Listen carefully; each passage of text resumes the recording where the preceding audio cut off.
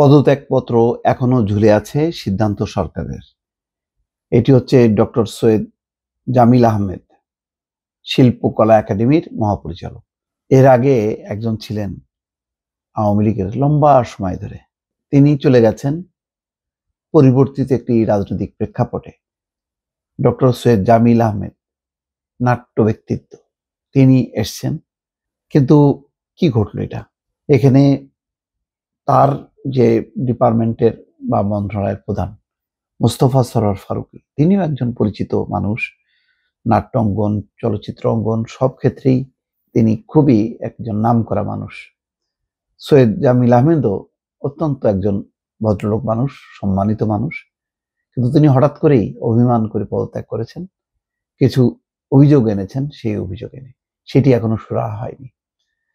অসহযোগিতা ও দুর্নীতির অভিযোগ এনে বাংলাদেশ শিল্পকলা একাডেমির মহাপরিচালকের পদ থেকে বিদায় নিতে চাওয়া ডক্টর সৈয়দ জামিল আহমেদের পদত্যাগপত্রটি মন্ত্রণালয়ে পৌঁছেছে। শিল্পকলা একাডেমির সচিব মোহাম্মদ ওয়ারেস হোসেন পত্রটি সংস্কৃতি মন্ত্রণালয়ে পৌঁছে দিলেও এখনো তা গ্রহণের বিষয়ে সিদ্ধান্ত হয়নি।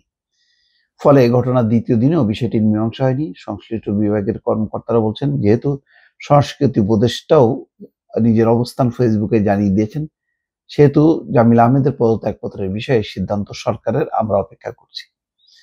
এর আগে 28শে ফেব্রুয়ারি সন্ধ্যায় মুনীর চৌধুরীর প্রথম জাতীয় নাট্যোৎসবের সমাপনী আয়োজনে প্রধান অতিথি হিসেবে শিল্পকলা একাডেমির মঞ্চে ছিলেন ডক্টর সৈয়দ জামিল আহমেদ।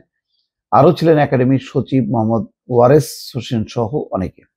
সভাপতির বক্তব্য দিতে এসে একাডেমির মহাপরিচালক প্রচণ্ড ক্ষোভ প্রকাশ করেন। একই সময় লিখে আনা পদত্যাগপত্রটি তার পাশে বসে থাকা সচিবের হাতে তুলে দেন।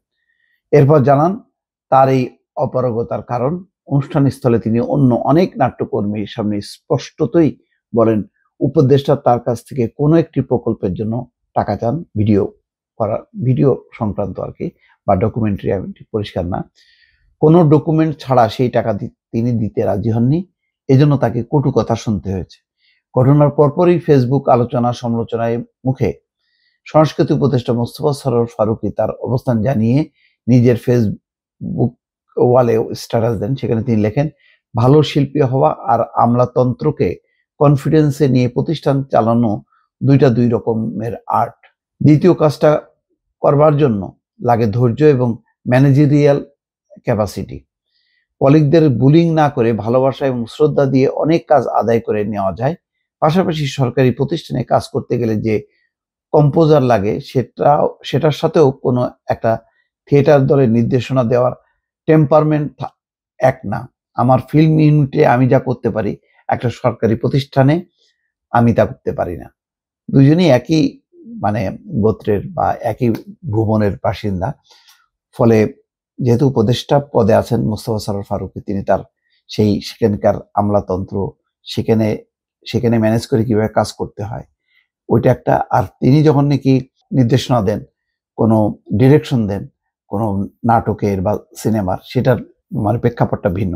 সেটাই সম্ভবত তিনি বোঝানোর চেষ্টা করেছেন।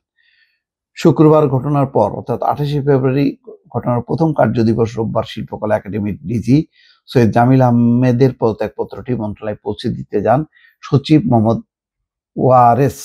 এই বিষয়ে জানতে চাইলে বাংলা ট্রিবিউনকে তিনি বলেছেন, আমি একাডেমিতে এসেছি মাত্র 1.5 মাস হয়েছে। এই ঘটনাটা একটা ভুল বোঝাবুঝির কারণে হয়েছে বলেই মনে হয়। স্যারের সততা নিয়ে প্রশ্ন তোলা যাবে না। পদত্যাগপত্র মন্ত্রণালয়ে পৌঁছে দিয়েছেন, কিন্তু গ্রহণের বিষয়ে এখনো কিছু জানেন না বলে তিনি জানান। এদিকে শিল্পকলা একাডেমির নাম প্রকাশে অনিচ্ছুক এক কর্মকর্তা জানান, স্যারের ফিরে আসার সম্ভাবনা কম। তিনি আমলাতান্ত্রিক বিষয়গুলো অতটা খেয়াল রাখেন না। ফলে নাটকের দল ও ক্লাসরুমের আচরণ থেকে বের হয়ে আসতে না পারার কারণে বেশ কিছু অসন্তোষ তৈরি হচ্ছিল। তাদের উভয়ের মধ্যে ইগো সমস্যার বিষয়টিও লক্ষণীয়। যা হয় আর কি, একই ভুবনের বাসিন্দা, তাদের মধ্যে ইগো সমস্যা আছে।